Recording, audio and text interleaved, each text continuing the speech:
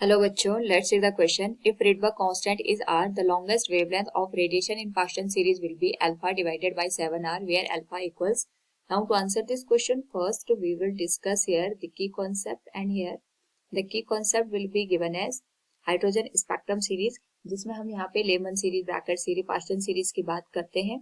इसमें अगर हम बात करें वेवलेंथ की, तो हमारे पास यहाँ पे जब भी इलेक्ट्रॉन एक ऑर्बिट से दूसरे ऑर्बिट में यहाँ पे ट्रांजिशन करता है, उसके करस्पॉन्डिंग या तो फोटोन एब्सॉर्ब होता है तो फोटोन रिलीज होता है, उसके करस्पॉन्डिंग जो वेवलेंथ गिवन होती है, it is given as 1/λ equals r into z square into 1/n1 square minus 1/n2 square. n1 n2 यहाँ पे नंबर ऑफ ऑर्बिट को इंडिकेट कर रहे हैं।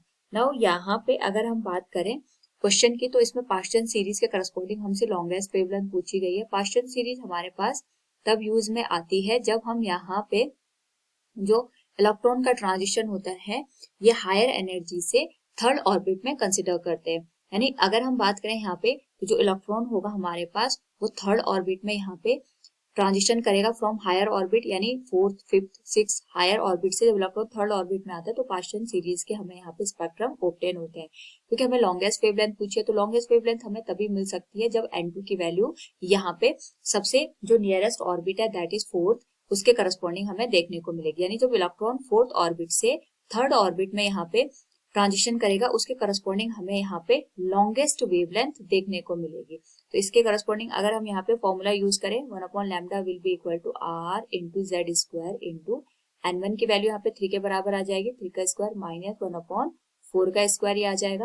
हमें वेवलेंथ फाइंड आउट करना है, तो यहाँ पे हमारे पास जो r की वैल्यू दे रखी है वो रिडबर्ग कांस्टेंट है, और जो z है ये एटॉमिक नंबर को रिप्रेजेंट कर रहा है। सॉल्व करने पे ये बनेगा 1/9 माइनस 1/16 के बराबर। तो वैल्यू आ जाएगी 1/λ equals r into Z square. Solve करें अगर हम इसको यहाँ पे, तो हमारे पास जो एलसीएम बनेगा दैट विल बी 9 इंटू 16 के बराबर, that will be equal to 144, और ये बनेगा 16 माइनस 9।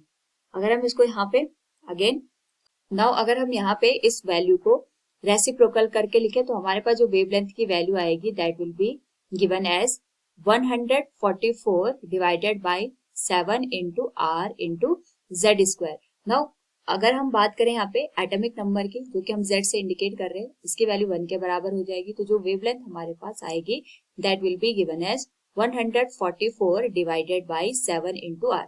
क्वेश्चन में भी हमें सेम वैल्यू दे रखी है, बट अल्फा के टर्म में, that is alpha divided by 7r।